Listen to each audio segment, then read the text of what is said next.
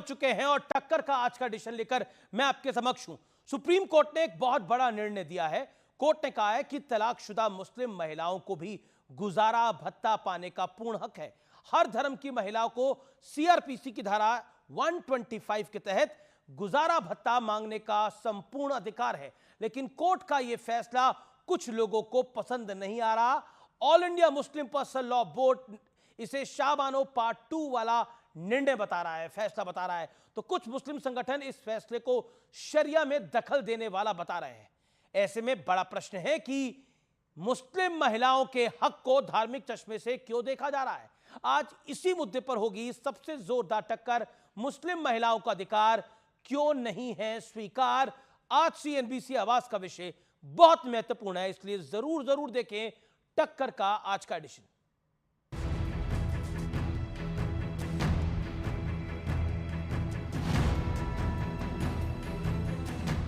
तलाकशुदा महिलाएं गुजारा भत्ता मांग सकती हैं। सीआरपीसी की धारा 125 के तहत महिलाओं को हक। हर धर्म की महिला को धारा 125 के तहत याचिका का अधिकार। सुप्रीम कोर्ट का यह फैसला आते ही चौतरफा हलचल शुरू हो गई। All India Muslim personal law board ने तो इसे शरिया कानून में दखल बता दिया। ये फैसला बुनियादी तौर पे शाहबानो का रिपीटेशन है। ये जो फैसला है वो शरीयत से कॉन्ट्रडिक्ट करता है, शरीयत से मुखालिफ है और मुसलमान जो है वो शरीयत का पाबंद है। शौहर से मेंटेनेंस लेना ये इस्लामिक शरिया के खिलाफ है। ये मर्दों पर एक और ज्यादा एक ज्यादती हो।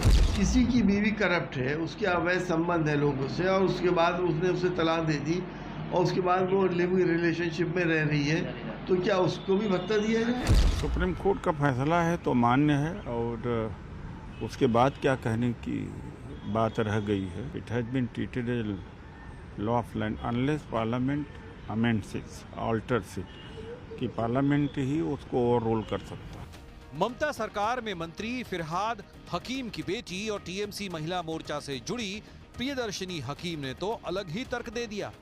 औरत को वहां पहुंच जाना चाहिए कि अगर मेरा तलाक हो गया तो मुझे तकलीफ दिल में हुआ, लेकिन कल से पैसा कहां से आएगा ये नहीं सोचना चाहिए। महिलाओं की गरिमा को पुनर्स्थापित करने में जाति वर्ग मजहब के बियॉन्ड जाकर यह निर्णय मील का पत्थर और युगांतकारी साबित हुआ है। जो खता 39 साल पहले हुई थी 1985 में, वो आकर अब सर्वोच्च न्यायालय ने उसका परिमार्जन कर दिया है।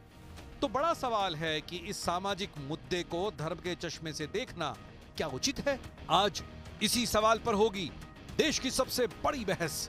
39 साल बाद शाहबानो पार्ट 2।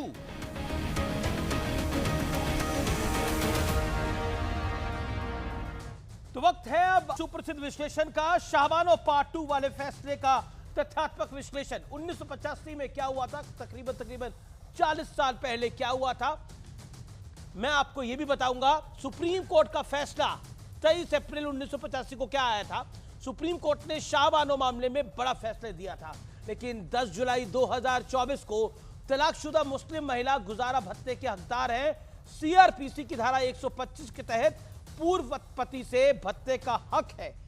अब इसके बाद सीआरपीसी की धारा 125 के तहत मुस्लिम महिलाओं को पूर्व पति से गुजारे भत्ते का हक है, लेकिन इस फैसले को पलट दिया गया था। शाहबानो फैसले के बाद क्या हुआ था यह भी आपको बताना पड़ेगा। मैं आपको बताना चाहूंगा, देश भर में राजनीतिक माहौल बहुत गर्मा गया था और यह जो माहौल गरमाया था, इसके बाद मुस्लिम धर्मगुरु और मुस्लिम पर्सनल लॉ बोर्ड फैसले के विरोध में उतर आया था। तत्कालीन कांग्रेस की सरकार ने, राजीव गांधी की सरकार ने संसद से कानून बनाकर कोर्ट का फैसला पलटा था।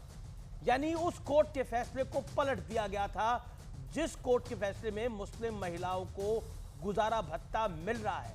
इसीलिए वो कहानी पुरानी आज याद आ रही है 1985 वाली, कि जो फैसला तब पलटा गया था, यानी तब के दौरे हुकूमत में कांग्रेस पार्टी की सरकार में जो फैसला पलटा गया था, आज उसको दोबारा सही रास्ते पे लाया गया है सुप्रीम कोर्ट द्वारा, कोई और नहीं लेकर आया। बड़ा सवाल क्या है, बड़ा प्रश्न आज का ये है कि क्या एक सामाजिक मुद्दे को धार्मिक चश्मे से देखा जा रहा है, और कई पॉलिटिकल पार्टियां भी ऐसा देख रही हैं, जो कि एक महिला न्याय का मुद्दा है। मेरे साथ बात करने के लिए डॉक्टर अजय आलोक है, भारतीय जनता पार्टी के नेता प्रवक्ता। मेरे साथ इस चर्चा में राशिद शरीफ साहब हैं,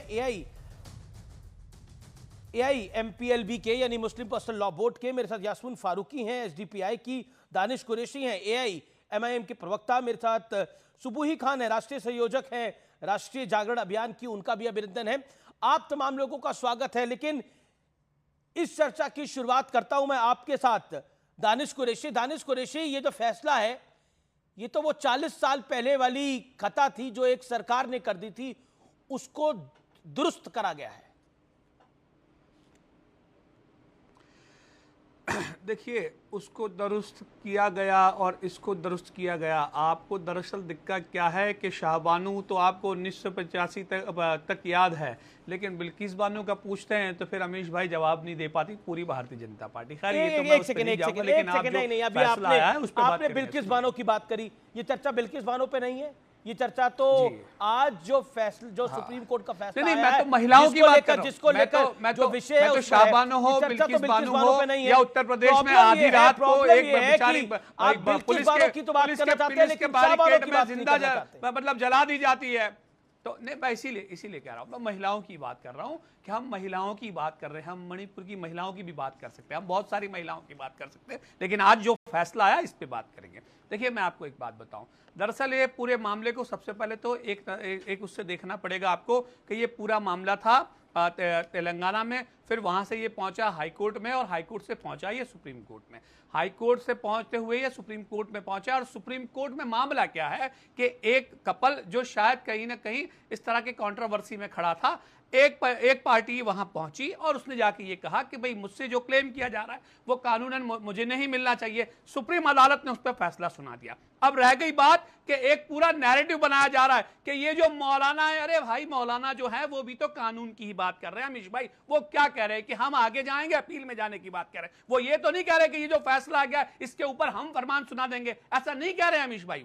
वो यही कह रहे हैं कि भाई ये जो भी फैसला आया है इसको आगे जो कि भी कानूनी नुक्ते नजर से देखा जाएगा और इसको आगे अपील में लेके जाया जा सकता है। और बहुत सारे मामलों में हमने देखा है चीजें बदली है, सुप्रीम कोर्ट में भी बहुत सारे मामलों में। अमीश भाई, डॉक्टर अजय आलोक, मैं उदित राज की बात को कोट करता हूं, जो कि कांग्रेस पार्टी के नेता है। SC का फैसला तो मान्य है, अब यह देश का कानून ही माना जाएगा जब तक संसद उसे पलट ना दे। तो सरकार का इसको पलटने का भी विचार कर रही है इस फैसले को, जैसे राजीव गांधी की सरकार ने करा था। देखिए, ये सरकारों में अंतर है। जब हम सुप्रीम कोर्ट को अपने संविधान का कस्टोडियन मानते हैं, और खासकर अगर हम वैसे दल से जुड़े हुए हों जो हर बात में संविधान लेके 24 घंटा घूमते रहे हों, तो संविधान पे सबसे पहले खतरा उत्पन्न आज से 39 साल पहले ही किया गया था, जब ये शाहबानू का केस आया था। और ये संविधान पे ही खतरा था कि संविधान के कस्टोडियन के फैसले को संसद से पलट दिया गया था। आपको क्या लगता है, ये नरेंद्र मोदी की सरकार वैसे ही खता करने जा रही है क्या? कभी नहीं करेगी। आप जब संविधान कहते हैं, संविधान को कहते हैं कि संविधान सर्वोपरि है, देश संविधान से चलेगा, हम संविधान से चलेंगे, और संविधान का कस्टोडियन है सुप्रीम कोर्ट, और सुप्रीम कोर्ट के फैसले पे ठीक है आप अपील में जाइए, लेकिन अगर अपील ठुकरा दी गई मानना तो पड़ेगा ही उसको। संविधान बचाने की नौबत का पहला फैसला है ये, जिसका स्वागत करना चाहिए। और मैं तो ये कहूँगा कि जब ये इस पे बात आगे बढ़ेगी तो इसी संविधान में लिखा हुआ एक जगह यूनिफॉर्म सिविल कोड, उस पर भी चर्चा आ जाएगा। तो ये संविधान बचाने की लड़ाई हो रही है अमीश जी, और सुप्रीम कोर्ट ने पहला अच्छा निर्णय किया, एक संविधान बचाने का निर्णय किया है। सामाजिक संगठन इसको कैसे लेते हैं, कैसे क्या करते हैं, ये उनका काम है। अपील करेंगे, बिल्कुल उनका राइट है, एक देश के नागरिक के तहत वो अपील करें, सुप्रीम कोर्ट उस पर अपना फैसला देगा। लेकिन ये राजनीतिक दलों की तुष्टीकरण के कारण इस देश में संविधान पे हमेशा खतरा आते रहा है, और कौन कौन राजनीतिक दल तुष्टीकरण करते हैं ये सबको पता है, मुझे बोलने की जरूरत नहीं है। जी, यास्मीन फारूकी मेरे साथ हैं। यास्मीन फारूकी, क्या आपको लगता है कि ये विषय एक महिला के गुजारे भत्ते का है, एक महिला की इंडिपेंडेंस का है, लेकिन इसको धार्मिक चश्मे से देख के, शरीयत के चश्मे से देख के इसके साथ इंसाफ नहीं हो रहा है? अमीश जी, मेरी ये बहस मेरी समझ से बाहर है, इसलिए कि 125 सीआरपी के केसेस में 2001 से मुस्लिम तलाकशुदा महिलाओं को बराबर गुजारा भत्ता मिल रहा है। आप कहें तो हजारों की तादाद में फाइल्स ला के आपको फैमिली कोर्ट से दिखा दूंगी। बिल्कुल आपने सही कहा। अगर आप ये बात कह रही हैं फिर तो कोई तकलीफ ही नहीं होनी चाहिए मैडम, क्योंकि कासिम रसूल इलियास हैं जो प्रवक्ता हैं all India Muslim personal law board के, वो कह रहे हैं ये फैसला शाहबानो का रिपीटिशन है। ये जो फैसला है वो शरीयत के खिलाफ है और मुसलमान जो है वो शरीयत से पाबंद है हर कीमत पर। मैं आपसे ये बात कह रही हूँ कि वो कह रहे हैं, वो क्या कह रहे हैं मैं नहीं जानती। मैं ये जानती हूँ कि 1002 से मैं आपको जानकारी दे रहा हूं मैडम। 2001 सॉरी, मैं भी जानकारी आपको दे रही हूँ कि 2001 से शायद लोगों को ये बात मालूम नहीं है कि फैमिली कोर्ट से आप कह रही है कि हर महिला को चाहे स्वागत है ना। फिर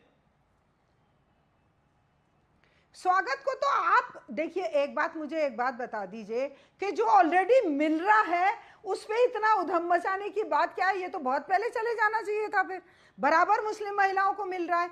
मुझे कोई सा ऐसा फैमिली कोर्ट का आप ऐसा करिए डेटाज लिखवा के निकालवा लीजिए कि जो मुस्लिम महिला को नहीं मिला हो, हर मुस्लिम महिला को मिल रहा है।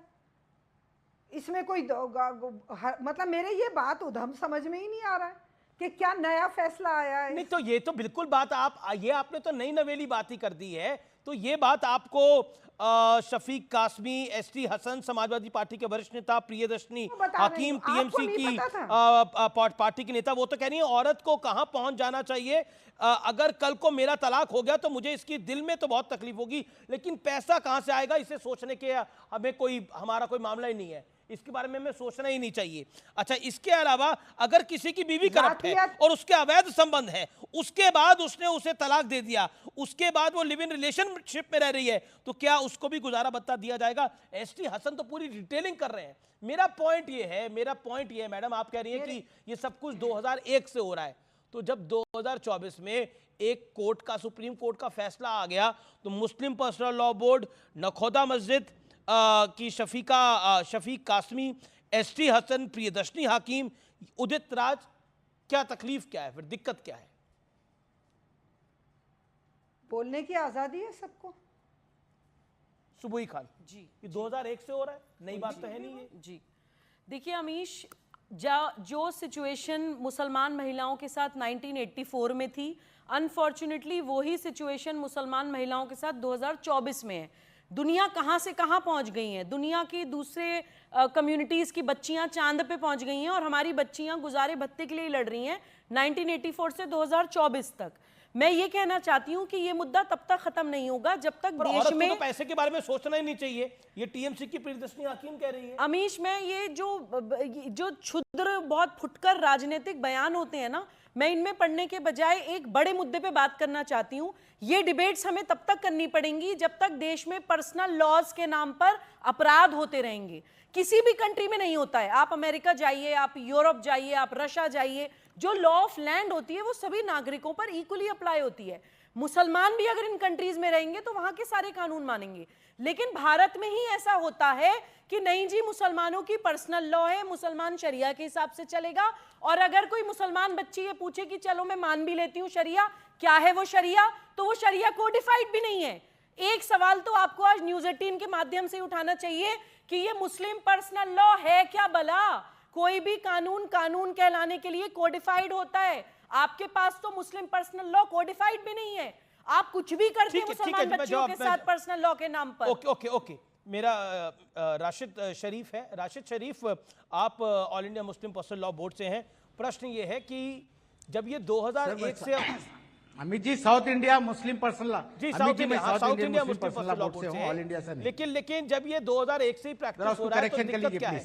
तो दिक्कत क्या है राशिद साहब, दिक्कत क्या है, परेशानी क्या है? सर आप, दिक्कत कुछ नहीं है अमित जी। मेरा एक सवाल ये है कि क्या हमारा इस्लाम कमजोर है या मुकम्मल नहीं है जो ये कोर्टों में फैसले इस तरीके से आ रहे हैं? जो मेरी बहन कोर्ट को गई, अपने गुजारा भत्ता के लिए गई, अगर उसको है सो, अगर इस्लाम की पूरी है सो जानकारी होती तो वो सीधा है सो खजात के दफ्तर में जाती, खजात के दफ्तर में अपना जो भी मसला है वो हल कराती।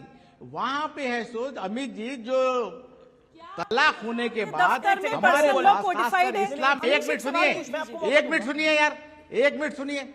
हमारे पास इस्लाम में अगर तलाक होने के बाद एक महर की रकम होती है, वो महर की रकम देने के बाद अगर वो औरत आजाद हो जाती है या आजाद कर दी जाती है तो हमारा उसका क्या ताल्लुक है उसके बाद? हाँ, अगर बच्चे हैं तो हमारा ताल्लुक है, बच्चों से हमारा ताल्लुक है, बच्चों की पढ़ाई, बच्चों की लिखाई, बच्चों का मुस्तकबिल पूरा तो बाप पे आता। में कोर्ट ही नहीं जाना चाहिए था। आप है सो इस तरीके के, तो आपकी राय में कोर्ट ही नहीं जाना चाहिए फैसले अगर आते रहेंगे, आप कह रहे हैं उनको कोर्ट ही नहीं जाना चाहिए था। जिस संविधान की दुहाई दी जाती है उस संविधान के दायरे में जो कोर्ट आता है उस कोर्ट में नहीं जाना चाहिए उनको, ये कह रहे हैं आप? सर शरिया लॉ है, मुसलमान फॉलो करता है अमीर जी, ये हर मुसलमान हिंदुस्तान का फॉलो, और ये बनाए all Indian Muslim person law board, ये सिर्फ ऐसा आप हिफाजत के लिए बना है, इस्लाम की हिफाजत के लिए बना है। कोई ऐसा फैसला आएगा तो उन्होंने बात करेंगे, उन्होंने आगे बढ़ेंगे। सुबुई, मैं आपसे एक सवाल ये पूछना चाहती हूँ, एक मिनट, राशिद साहब सुबुई खान सवाल पूछेंगे आपसे। मेरा आपसे एक सवाल अपनी बात को रखिए। मेरा आपसे एक सवाल है, आपके पर्सनल लॉ को मैं सम्मान दे दूंगी, मान्यता दे दूंगी अगर वो कोडिफाइड है। क्या आपके पास आपकी पर्सनल लॉ कोडिफाइड है या जबानी आप लोग कुछ भी कर देते हैं उलेमा बैठकर मुसलमान बच्चियों के साथ? And if it is not codified then it fails to be called a law. जवाब ले लेते हैं अब शांत। अब आप जवाब, अगर आप इस तरीके की अगर बात कर रहे हैं, ये सिर्फ टारगेट पर्सनल लॉ बोर्ड को बनाया जा रहा है, ये टारगेट शरिया लॉ को बनाया जा रहा है, ये टारगेट मुसलमानों को बनाया जा रहा है। मैडम अगर सुनिए, अगर हम एक नहीं हुए, इस तरीके से हमले बराबर होते रहेंगे। इस तरह ट्रिपल तलाक का हुआ मसला, हिजाब का मसला हुआ, ये सब हमारे तरफ से हो रहे हैं, पूरे हमारे पे हमले हैं। ये आप क्या बोल रहे हैं कि अब अगर हम एक नहीं हुए, अगर हम एक नहीं हुए इस तरह के हमले होते रहेंगे? आप मेरे को बताइए, ये क्या है? भारत की सुप्रीम कोर्ट का फैसला था, हम एक नहीं हुए तो इस तरह के हमले होते रहेंगे? हिजाब का मसला है खाली। अरे ईरान तक में हिजाब को लेकर विरोध हो रहा है, कवर करके है या हिजाब के इर्द गिर्द तकलीफ होती है, मुस्लिम महिलाओं को घुमाना चाहते हैं आप?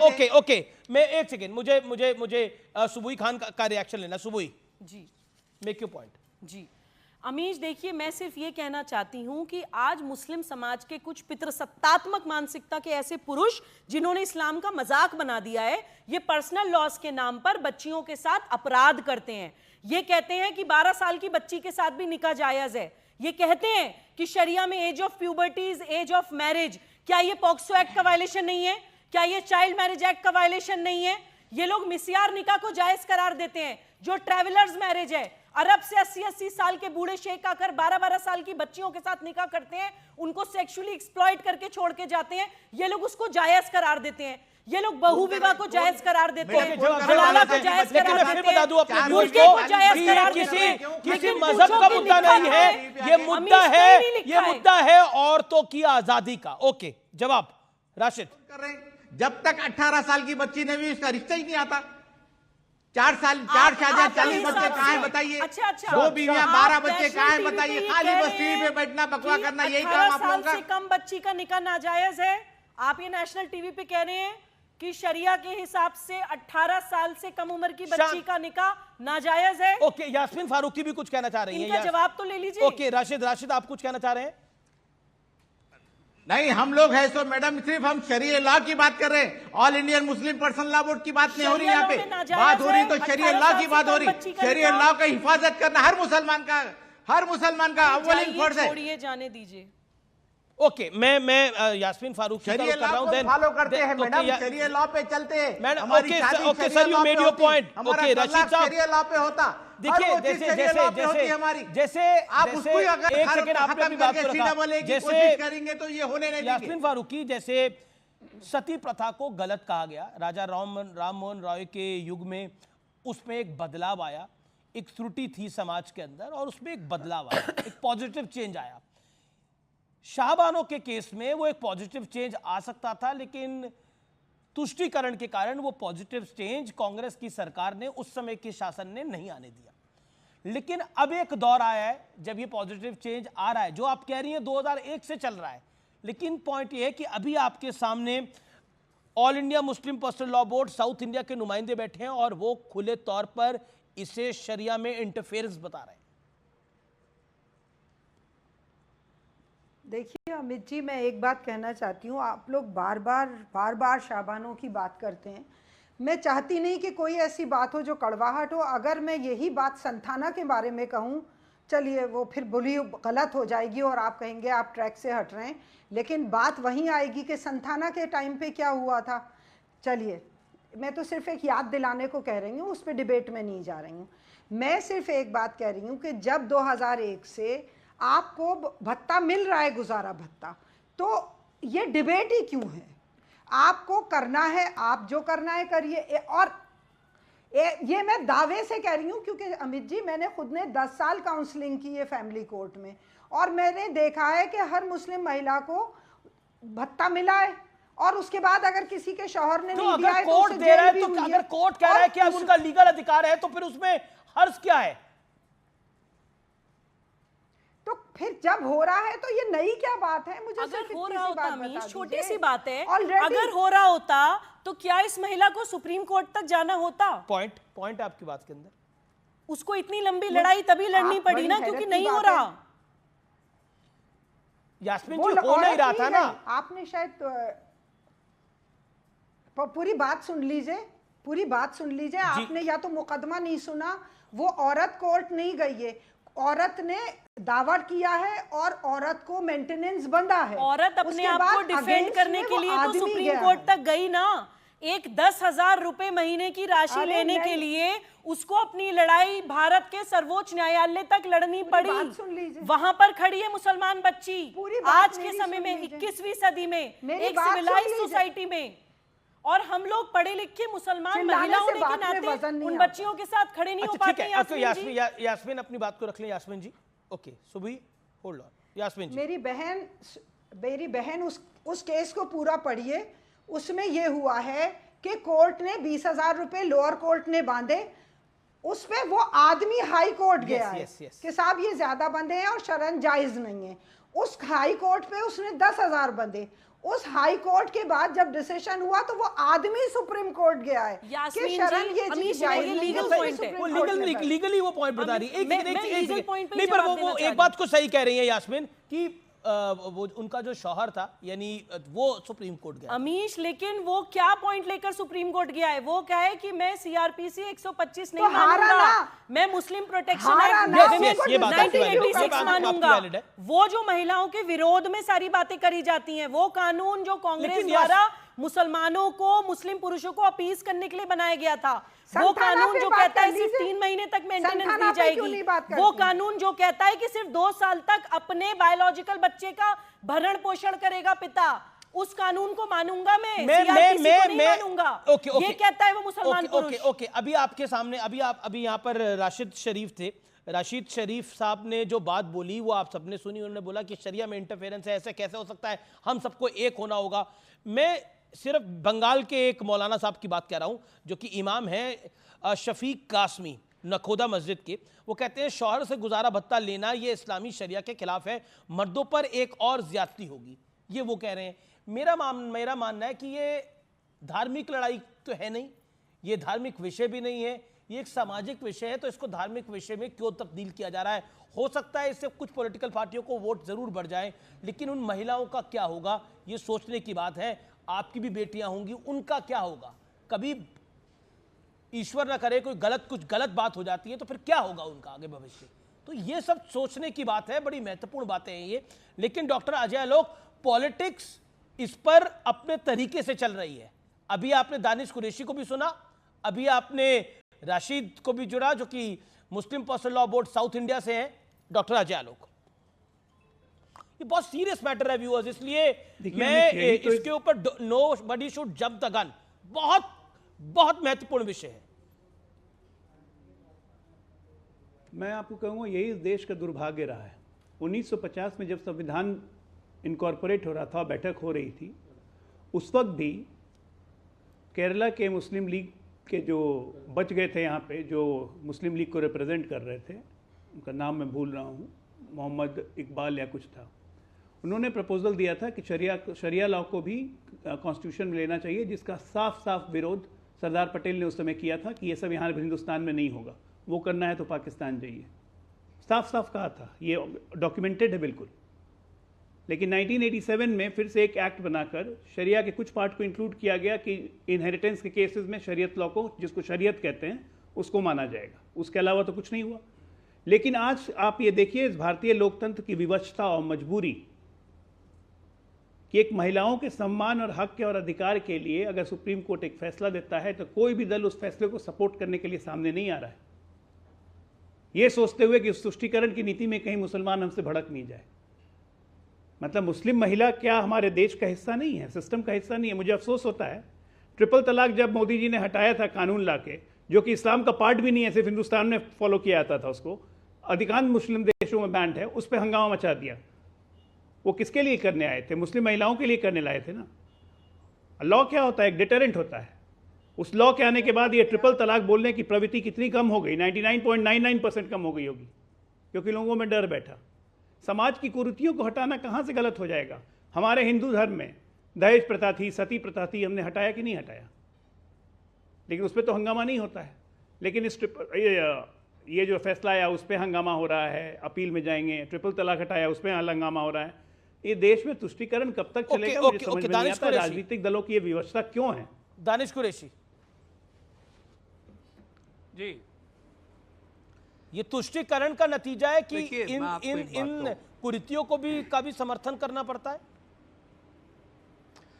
नहीं, देखिए दिक्कत क्या है कि तुष्टीकरण और ये सारे जो अच्छे अच्छे अल्फाज भारतीय जनता पार्टी इस्तेमाल करती है ना, मैं आपको बताऊं, उसकी करनी और कथनी जो है वो सिर्फ और सिर्फ पॉलिटिकल सेंट्रलाइज है, इसीलिए दिक्कत है।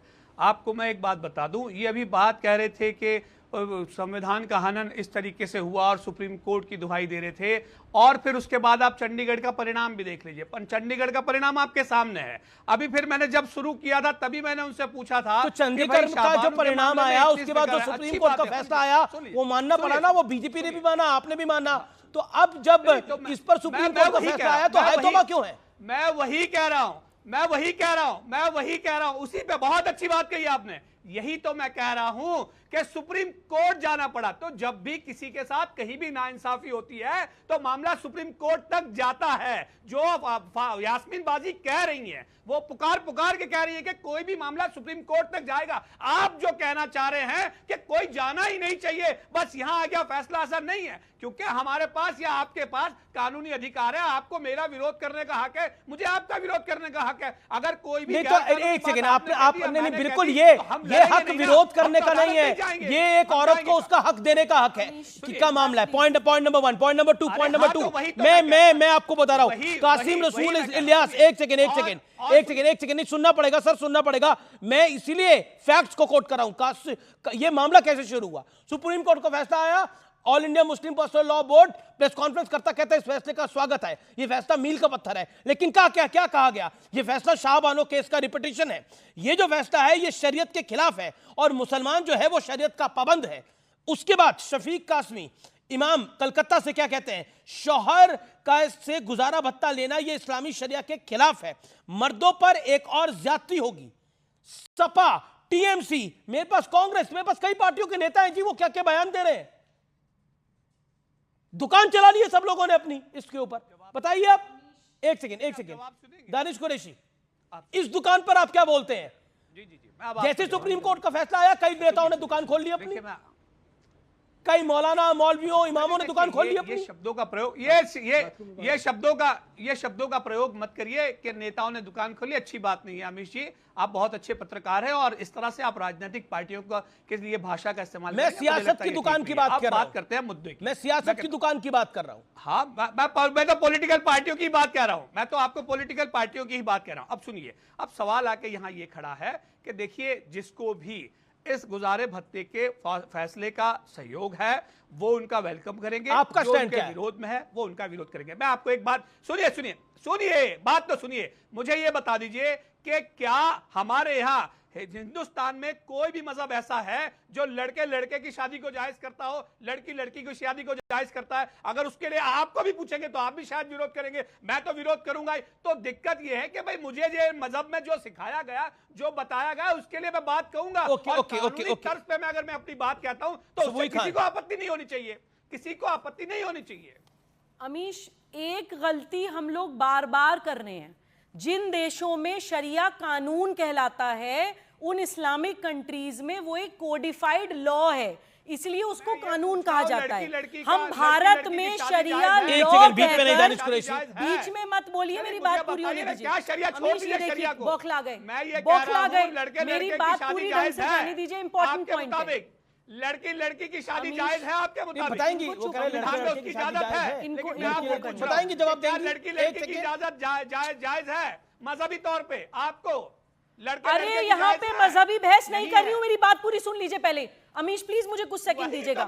जिन देशों में, मैं ऐसे बेहसी नहीं करूंगी, मछली बाजार नहीं है ये, इंटेलेक्चुअल डिबेट करिए। जिन देशों हम तो हमारी बात करेंगे, हम हमारे संविधान की बात करेंगे। पॉइंट है, हम लोग अगले 5 साल बाद भी यही बहस कर रहे होंगे अगर हमने इसको रेक्टिफाई नहीं किया।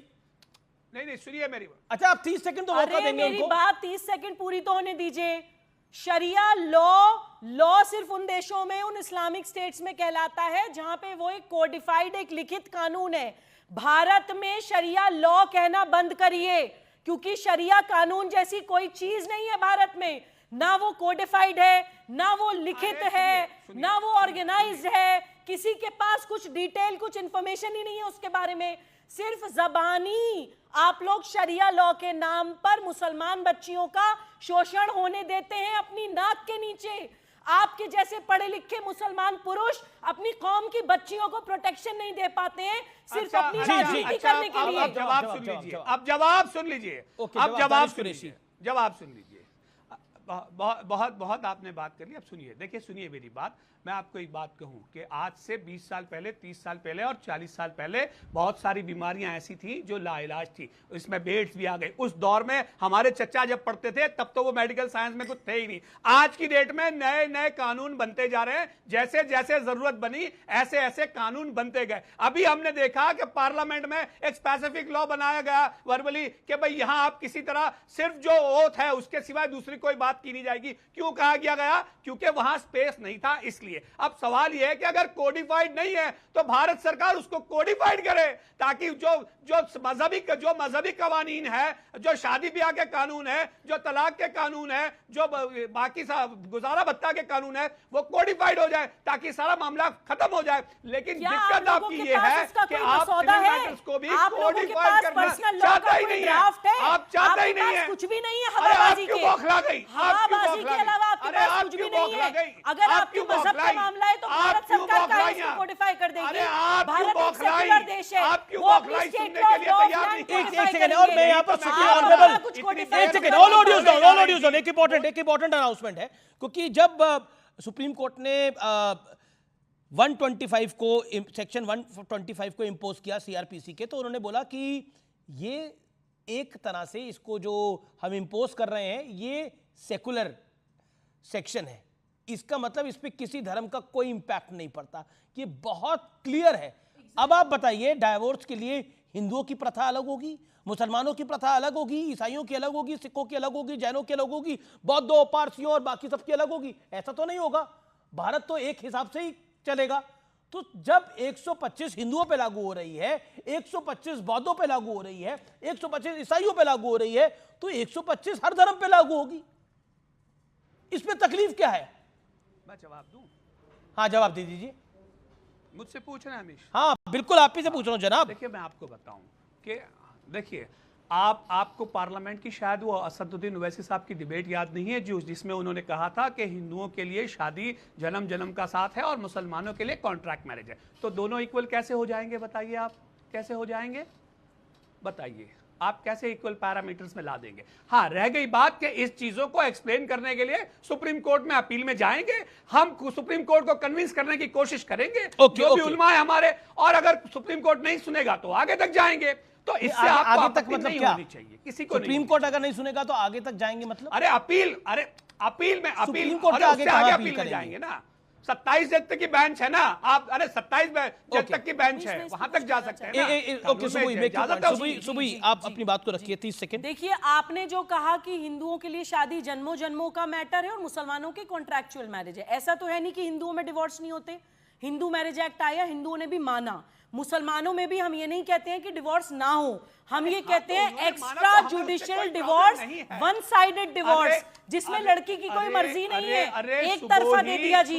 ये जो इस केस की हम बात कर रहे हैं, इसमें एक्स पार्टी डिवोर्स हो गया था, लड़की मौजूद ही नहीं है, उसको तलाक भी दे दिया, उसका गुजारा भत्ता भी ले बैठे। ये जो वन साइडेड अब्यूज आप करते हैं, physical, mental, emotional, sexual, verbal, economic abuse जो आप करते हैं मुसलमान महिलाओं के साथ, उस पे आवाज उठाते हैं हम। आप कोर्ट जाइए, म्यूचुअल डिवोर्स एक एक करके ऐसे मेरी चर्चा नहीं हो सकती। देखिए मैं हमेशा बोलता हूँ एक एक करके बोलिए, लेकिन एक्स्ट्रा जुडिशियल और one sided. Okay, doctor Ajay Alok BJP के स्पोक्स पर्सन है मेरे साथ। डॉक्टर अजय आलोक, इसको धार्मिक मामला, धार्मिक जामा पहनाने का एक प्रयास हो रहा है, और मैं टीएमसी के नेता को देख रहा हूं, समाजवादी पार्टी के नेता को देख रहा हूं, इसको एक पॉलिटिकल धार्मिक जामा पहनाने का प्रयास हो रहा है। क्या आपको लगता है कि इस विषय को लेकर सरकार को इंटरवीन करना पड़ेगा एक लेवल पर, क्योंकि उनके इंटरवेंशन के बिना कैसे काम चलेगा? सुप्रीम कोर्ट का निर्णय आ गया, मान लिया बात, लेकिन अब तो ये पॉलिटिकल हो चला है मामला। मामला कुछ पॉलिटिकल नहीं हुआ है, मामला हुआ है ये कि संविधान पे वो अपने आप को थोपने की तैयारी शुरू हो रही है। अभी इन्होंने कहा बहुत प्यार से कि शरिया के सारे लॉ को कोडिफाई करवा दीजिए। ये देश एक है, ये संविधान भी एक है, और यहाँ कानून भी एक है। शरिया को जो पिछले 75 साल में भारत के लॉ में कोडिफाई नहीं करवाया गया, तो अब ये कोडिफाई करने की मांग कहां से उठ रही है? सुनिए एक मिनट, उसके लिए 1987 का 1987 का एक्ट आया हुआ, उसको पढ़ लीजिएगा। नहीं, लेकिन 1987 का स्पेशल एक्ट उसके लिए आया हुआ है। अब आपकी मंशा ये है, अब आपके एक मिनट, हमारे संविधान में यूनिफॉर्म सिविल कोड का इसीलिए जिक्र किया गया है कि एक देश, एक संविधान, एक निशान, एक कानून। एक देश में 4 कानून नहीं चलते हैं भाई साहब, इसलिए कंफ्यूजन में मत आइए। कुछ राजनीतिक दल जो आपको तुष्टीकरण करके इधर उधर की बातें बहला रहे हैं, वो सब कह के समाज में जहर घोलने की जरूरत नहीं है। ये कानून जो आया, जो सुप्रीम कोर्ट ने दिया है, ये इससे आपकी महिलाओं का भला होगा, हिंदू महिलाओं का ही भला होगा। इसमें सुप्रीम कोर्ट ने कोई हिंदू मुस्लिम महिला नहीं कहा है, इन्होंने कहा हर महिला को अधिकार है भरण पोषण का, गुजारे भत्ते का। उसको आपने मुस्लिम महिला पे ले लिया तो ये आपकी प्रॉब्लम है। सुप्रीम कोर्ट का डिसीजन था हर महिला, चाहे वो क्रिश्चियन हो, चाहे वो सिख हो, चाहे वो ज्यू हो, चाहे वो बुद्धिस्ट हो। अभी आप जैसे मुसलमानों की प्रॉब्लम है कि इसको आपने सिर्फ मुस्लिम महिला पे लेकर जोड़ के रख लिया है। हर चीज को धर्म के चश्मे से देखना बंद कीजिए इस देश में, कोई जरूरत नहीं है इसकी। जो देश का संविधान है, जो देश का कानून है, उसी से चलेगा देश। Danish Qureshi, make your point. अपने कानून थोपने की जरूरत नहीं। देखिए दिक्कत क्या है उनका प्रॉब्लम यह है कि ऑलरेडी हमारे यहाँ हर मजहब में शादी ब्याह के तरीके अपने अपने तरीके हैं, और इस तरीके की बरगलाने वाली जो भारतीय जनता पार्टी के प्रवक्ताओं की जो पॉलिसी है ना, मुझे लगता है कि मैं सख्त अल्फाज में उसकी मजम्मत करता हूँ। मुझे ये बताइए कि क्या कॉमन होगा? उनके वहाँ शादी है तो उनके तरीके हैं, मेरे यहाँ शादी है तो अपने तरीके, कोई क्रिश्चियन कम्युनिटी बेस्ड होगी तो उसके अपने तरीके हैं, सिख कम्युनिटी के लोग होंगे तो उनके अपने तरीके हैं। अब उसको आप ये कहेंगे कि एक कॉमन, तो कैसे कॉमन होगा? नहीं कॉमन होगा। तो आप जो संविधान के नाम से कह रहे हैं, आपने चंडीगढ़ में अगर इंसाफ से काम किया होता तो संविधान की इस तरह से दुहाई देनी ना पड़ती। तो प्रवक्ता साहब आप देखिए, मैं आपको बताऊं, मैरिज रजिस्ट्रेशन करवाना सबके लिए अनिवार्य होगा। की बात है, सुनिए जिस ढंग से शादी करना है कीजिए, निकाह करना है कीजिए, क्रिश्चियन कम्युनिटी में शादी करना है कीजिए, लेकिन सरकार के में मैरिज रजिस्ट्रेशन करवाना सबके लिए कॉमन होगा। अब आगे सुन लीजिए, कॉमन क्या? अरे आगे तो सुन लीजिए, आगे एक सेकंड, आपका एक सवाल था ना, क्या कॉमन होगा? सवाल यहाँ ये का सवाल था, क्या कॉमन होगा? आपका सवाल था ना, क्या कॉमन होगा? सुन तो लीजिए जी, आपकी मान्यताएं, आपकी परंपराएं, आपके कस्टम्स, सब कुछ आपके रहेंगे। कॉमन ये होगा कि वन साइडेड कोई किसी को तलाक नहीं दे सकता, दोनों पार्टी जज के सामने जाएंगी तभी तलाक होगा। कॉमन ये होगा कि जो व्यक्ति डिपेंडेंट है, चाहे वो महिला हो चाहे वो पुरुष हो, जो व्यक्ति अपने पार्टनर पे डिपेंडेंट है और घर चलाने के लिए अपने करियर को कॉम्प्रोमाइज कर रहा है, उसको दोबारा अपने पैरों पे खड़ा होने तक का समय आपको देना पड़ेगा। आप उसको अब्यूज और यूज करके बीच में लटका के दौड़ नहीं लगा सकते। कॉमन ये होगा कि अगर कोई बायोलॉजिकल बच्चा है आपका, तो क्या दिक्कत है इन कॉमन चीजों में? आपको बरकराते हैं देश को बेवकूफ बनाते हैं आप। सुनिए, कुछ भी कॉमन नहीं होगा। सुनिए सुनिए, अरे आप बेवकूफ बना रही हैं, आप बेवकूफ। इंसानियत की बातें कॉमन होंगी, हक की बातें कॉमन होंगी, इंसाफ की बातें कॉमन होंगी। शरीफ, बिल्कुल राशिद शरीफ का मैं रुख करता हूँ, काफी देर से इंतजार कर रहे हैं। राशिद शरीफ, क्या आपको लगता नहीं है कि ये बयान देना कि ये मैं शफीक कासमी साहब को कोट कर रहा हूँ, शौहर से गुजारा भत्ता लेना ये इस्लामी शरिया के खिलाफ है, मर्दों पर एक और ज्यादती होगी। ये मर्दों पर ज्यादती कैसे है? मतलब आप औरत को तलाक देंगे और गुजारा भत्ता भी नहीं देंगे तो ज्यादती कैसे है? अमित नहीं जी, गुजारा भत्ते की जो बात हो रही है ना, ये सिर्फ ऐसा मैं बताना आपको ये चाह रहा हूँ कि औरतों को बढ़ावा मिलने वाला है, इससे और कुछ नहीं मिलने वाला है। सिर्फ औरतों को, हाँ अगर उनके लिए कुछ करना है तो रिजर्वेशन की बात करो, उनके लिए कुछ करना है। औरतों को क्या बढ़ावा मिलने वाला है? एक सेकंड, नहीं करेंगे और आप लोग जैसा कि हमारे बीजेपी के भाई बैठे हुए हैं, औरतों को क्या बढ़ावा मिले? एक सेकंड, नहीं वही रुकिए आप सर, जनाब वही रुकिए। आप कह रहे हैं, एक सेकंड, औरतों को क्या बढ़ावा मिलने वाला है? औरतों को क्या बढ़ावा मिलने वाला है? बीजेपी के औरतों को क्या बढ़ावा मिलने वाला है? नहीं, इस डिबेट को यही रोकिए, ऑडियो डाउन करिए इनका। औरतों को क्या बढ़ावा मिलने वाला है? औरतों को क्या बढ़ावा मिलने वाला है? आपको ऑडियो डाउन कर रखा है सर मैंने। मौलाना साहब एक सेकंड शांत रहिए आप। औरतों को क्या बढ़ावा मिलने वाला है ये बताइए, आप क्लैरिफाई करिए। औरतों को क्या बढ़ावा मिलने वाला है? राशिद शरीफ, किधर ठहरे आप लोग? आप मुसलमानों के साथ बताइए मेरे को। अमित जी पहले आप बताइए कि ये लोग मुसलमानों के साथ कहाँ ठहरे हुए हैं? प्लीज मेरे को बताइए, कौन से प्रोग्राम में मुसलमानों के साथ ठहरे हुए लोग? कई मुसलमानों के साथ, ना पार्लियामेंट में मुसलमानों के साथ ठहरते, ना असेंबली इलेक्शन में मुसलमानों के साथ ठहरते, फिर क्या मुसलमानों की हमदर्दी करने की बात करते हैं लोग? ये आप डिसाइड नहीं करेंगे और ये सरकार ने नहीं करा है, सुप्रीम कोर्ट का फैसला है जी। मेरा कहना है, आपने बोला ये औरत को और खुलापन मिल जाएगा, इससे आपका तात्पर्य क्या था? ये आपने क्यों बोला?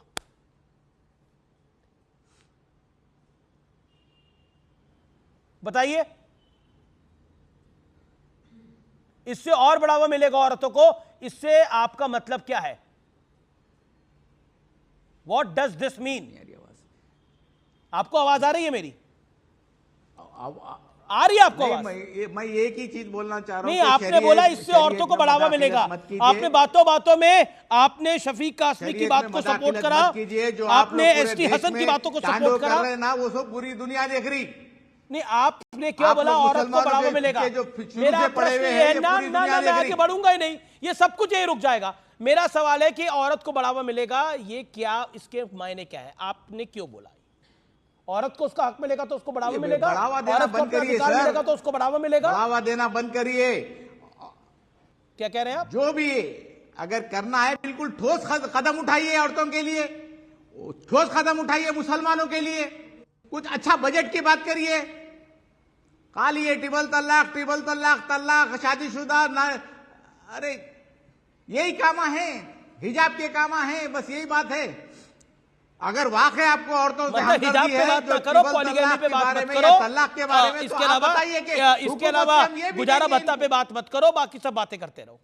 ओके, सुबुई खान नाउ, और मैं यास्मीन फारूकी जी के पास भी जाना चाहूंगा। 10 सेकंड सुबुई खान। अमीश देखिए, सारी रियलिटी सामने आ गई। एक पूरी राजसत्ता, पूरी धर्मसत्ता एक महिला के भरण पोषण 10,000 रुपए से डर जाती है, थ्रेटन हो जाती है, क्योंकि इनके हिसाब से अगर ये 10,000 रुपए इस महिला को मिल गए तो औरत के मुंह में जबान आ जाएगी, वो सवाल पूछना शुरू कर देगी, वो अपने हक की बात करना शुरू कर देगी, अपने अधिकारों को समझ जाएगी। यही इनका डर है। ये आपने अपनी बात रखा। यास्मीन फारूकी, आपने एक बड़ा मासूम सा सवाल पूछा शुरुआत में कि कोई दिक्कत क्या है, 2001 से सब कुछ हो रहा है। आपने सुना अभी क्या बोला गया?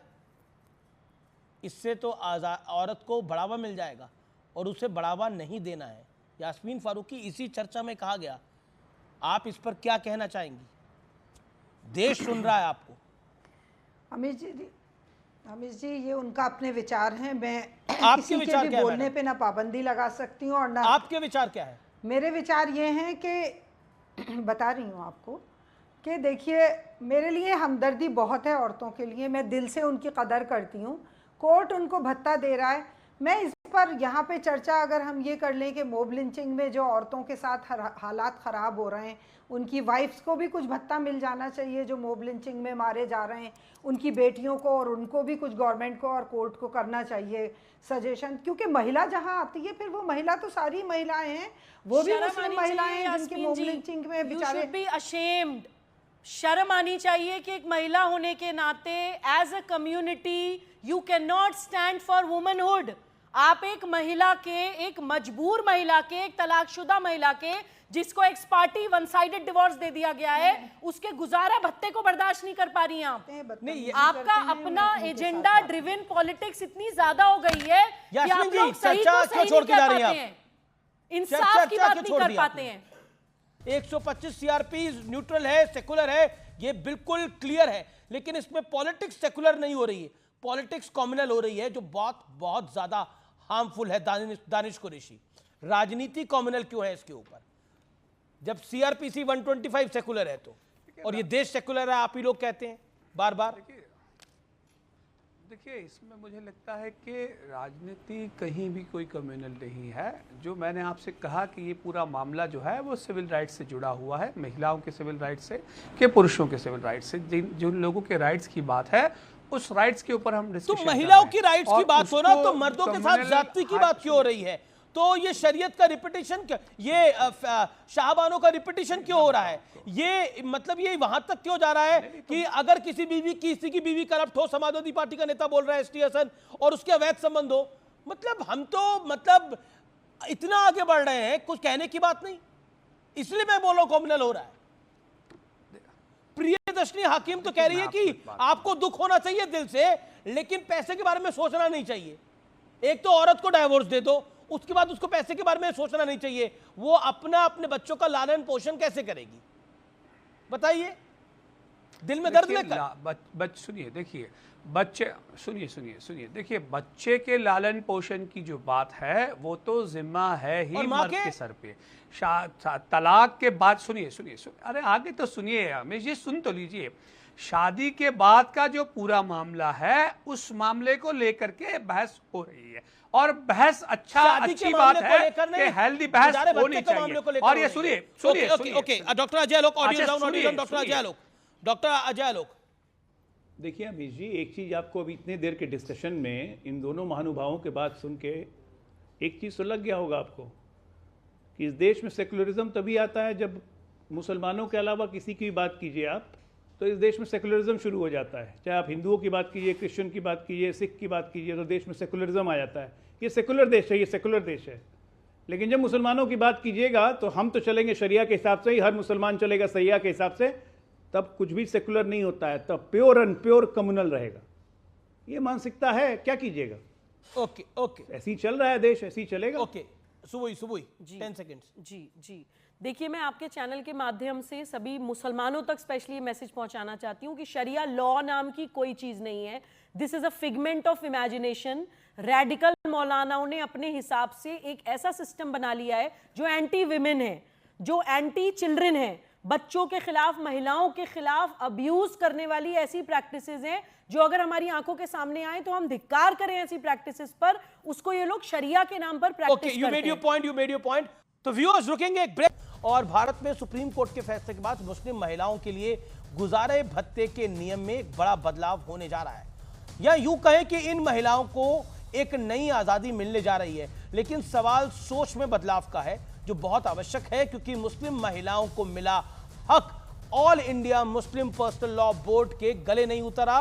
वो इसे शरिया में दखल बता रहा है, फैसले के खिलाफ खड़ा हो गया है। लेकिन एक बदलाव दिल्ली से करीब 8000 किलोमीटर दूर कट्टरपंथी इस्लामिक राष्ट्र ईरान में भी हो रहा है, क्योंकि ईरान को अब एक ऐसा राष्ट्रपति मिलने वाला है जो उदार और खुले विचारों वाला है। वो सार्वजनिक मंचों से हिजाब के खिलाफ बोलते हैं, अपनी पार्टी के कट्टरपंथी नेताओं की मौजूदगी में डंके की चोट पर बोलते हैं। महिलाओं का सिर ना तो जबरदस्ती ढका जा सकता है और ना ही जबरदस्ती हिजाब को हटाया जा सकता है। ईरान ने नए राष्ट्रपति मसूद पेजेश्किन ईरान के इकलौते नेता हैं जिन्होंने 2022 में महसा अमीनी की मौत के खिलाफ जमकर आवाज उठाई थी। ध्यान देने वाली बात व्यूअर्स ये है कि मसूद उस वक्त ईरान के स्वास्थ्य मंत्री थे और यहां भारत में हिजाब की ठेकेदारी बेहद आम थी और अभी भी है। छोटी छोटी बच्चियों को धर्म के नाम पर हिजाब के जाल में फंसा दिया जाता है। स्कूल कॉलेज में जो पढ़ने लिखने की उम्र है, वहां पर सार्वजनिक जीवन में महिलाओं को हिजाब पहनने की को धार्मिक आजादी से जोड़ दिया जाता है। हिजाब का समर्थन करने वालों को सेकुलर और विरोध करने वालों को सांप्रदायिक का ठप्पा लगा दिया जाता है। जिसको हिजाब पहना पहनने, जिसको नहीं पहना ना पहने, लेकिन ड्रेस कोड को फॉलो करे स्कूल कॉलेजेस के। असाउद्दीन ओवैसी ने तो यहां तक कह दिया कि देश में एक दिन हिजामत देश की प्रधानमंत्री बनेगी। प्रियंका गांधी वाड्रा ने भी हिजाब का परोक्ष रूप से समर्थन कर डाला था। यह महिला का अधिकार है कि उसे घूंघट लेना है, बिकनी पहननी है, जीन्स या हिजाब पहनना है, यह हक उन्हें संविधान ने दिया है। ईरान ने भारत में बैठे धर्म के मौकापरस्त ठेकेदारों को बहुत बड़ा मैसेज दिया है, क्योंकि हमारे यहां खुलेआम लोगों को यह कहकर गुमराह किया जाता है कि हिजाब की खिलाफत धर्म की खिलाफत है। तो क्या ईरान की वो महिलाएं जिन्होंने हिजाब के खिलाफ प्रदर्शन किया था वो सब महिलाएं धर्म विरोधी थी? क्या ईरान के नए राष्ट्रपति भी धर्म विरोधी हैं? एक इस्लामिक राष्ट्र के नागरिकों ने कट्टरपंथ के खिलाफ वोट देकर साबित कर दिया है कि सभ्य समाज में धर्म के नाम पर प्रोपेगेंडा चलाने वालों का एक ना एक दिन खात्मा ही होता है। तो फिलहाल टक्कर के आज के एडिशन में इतना ही। उम्मीद है आज का कार्यक्रम आपको जरूर पसंद आएगा। नमस्कार, गुड नाइट।